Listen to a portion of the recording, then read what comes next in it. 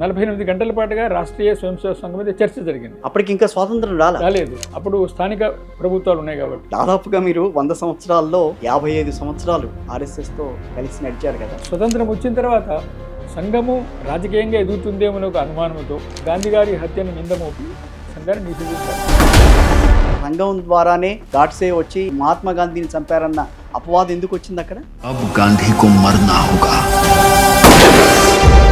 గాడ్సే సంఘాన్ని విమర్శించేవాడు. ఆ తర్వాత కూడా గాంధీ గారి హత్య మీద కోర్టులో కేసు జరిగింది. లాల్ కిల్లాలో ఆత్మచరణ్ అనేటువంటి ఒక జస్టిస్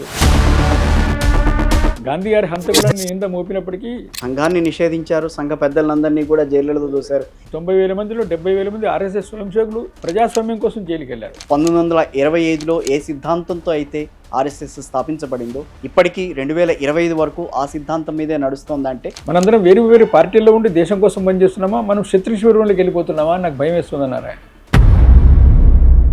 ఒక హిందూ వాదమే ఈ ఆర్ఎస్ఎస్లో కనిపిస్తుంది అని అంటారు. మేము ఇంతకుముందు పరిపాలకులము, ఇక్కడ హిందువులు మాకు బానిసలు అనే మనస్తత్వం నుంచి బయటికి రావాలి. రాష్ట్రీయ స్వయం సేవక సంఘ్ అనగానే అది హిందూ ఛాందసవాది, మత ఛాందసవాది, మతం పేరుతో కానీ, భాష పేరుతో కానీ, కులం పేరుతో కానీ విభేదాన్ని చూడడం అనేది హిందుత్వం కాదు. పాశ్చాత్య పోకడలు ఈ రోజున సమాజాన్ని కుదిపేస్తున్నాయి. కుటుంబ ప్రబోధన పేరుతో దేశం మొత్తంలో ప్రయత్నం జరుగుతుంది.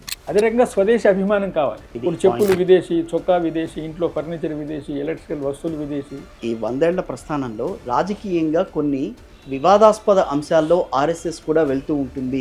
స్వయం సేవకులు, ప్రధానమంత్రి, స్వయం సేవకులు వీళ్ళందరూ అయిన కారణంగా